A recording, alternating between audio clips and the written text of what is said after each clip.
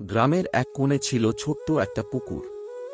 চারপাশে কচুরিপানা, শাপলা আর ঘাসে ঢাকা। দুপুরের রোদ গায়ে এসে পড়ছিল আর হালকা বাতাস বইছিল।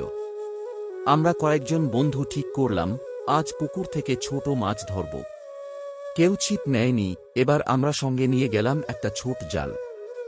জালটা ছিল একটু ছেঁড়া, তবে আমাদের কাছে সেটাই সবচেয়ে দামি জিনিস মনে হচ্ছিল। আমরা সবাই মিলে হাঁসফাঁস করতে করতে পানিতে নামলাম। কেউ পাড়ে দাঁড়িয়ে জাল ধরে, কেউ পানির ভেতরে টানতে লাগল।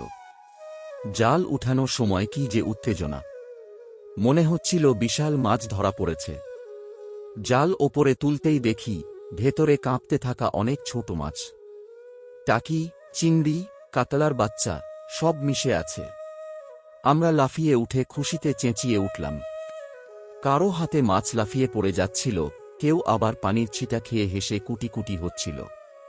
শেষে আমরা সবাই ঠিক করলাম, এত ছোট ছোট মাছ বাড়ি নিয়ে না গিয়ে আবার পুকুরেই ছেড়ে দেব।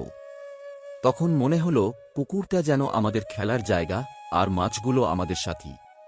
সেদিনের বিকেলটা ছিল কোলাহল, হাসি আর ভেজা কাপড়ে ভরা, যা আজও মনে হলে হাসি পায়।